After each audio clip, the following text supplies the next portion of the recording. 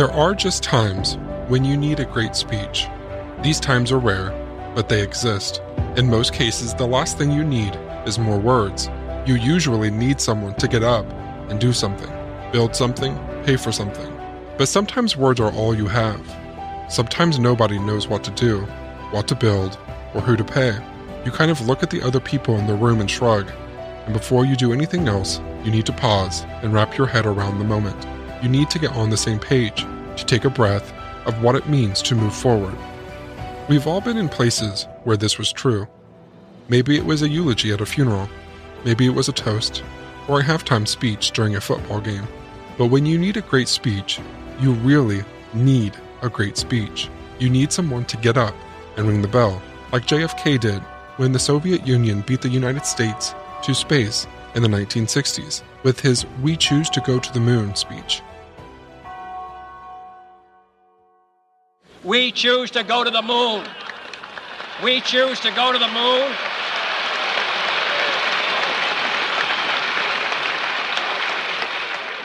We choose to go to the moon in this decade and do the other things, not because they are easy, but because they are hard.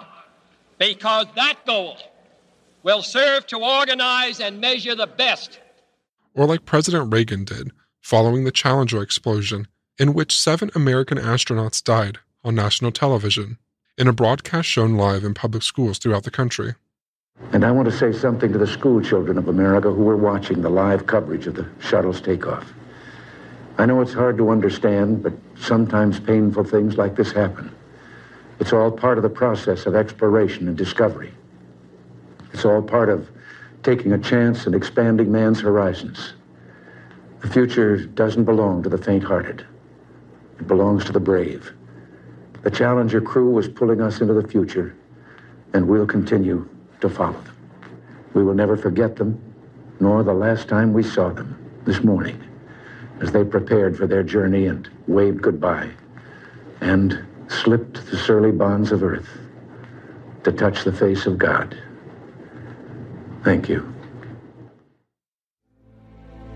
This episode is about a time like this, when America needed a speech and the President of the United States stood with his hat in his hand, looked at the eager crowd, and laid an absolute egg.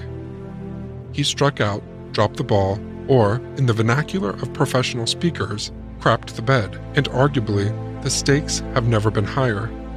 One of the bloodiest battles in American history had just finished, and tens of thousands of graves were scattered across 10 square miles of formerly pristine countryside. These graves, often rushed and shallow, were beginning to open up under heavy rain, and birds and dogs were feeding on the bodies. Flies were everywhere, and the lingering excrement and discarded gear of hundreds of thousands of soldiers did little to improve the ambience. As far as the war itself was going, the country was literally coming apart, and in this battlefield, it certainly looked and felt like it. So with the eyes of a desperate nation squarely on him, the president took the podium and delivered the worst speech in American history. The reviews were scorching, the very hottest of hot takes. According to the Chicago Times, "The cheek of every American must tingle with shame as he reads the silly, flat, dish-watery utterances of a man who has to be pointed out to intelligent foreigners as the President of the United States." The local paper said simply, "We pass over the silly remarks of the President. For the credit of the nation, we're willing that the veil of oblivion shall be dropped over them, and that they shall no more be repeated or thought of."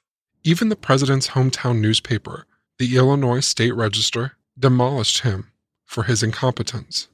Nothing could have been more inappropriate than to have invited this prince of jokers.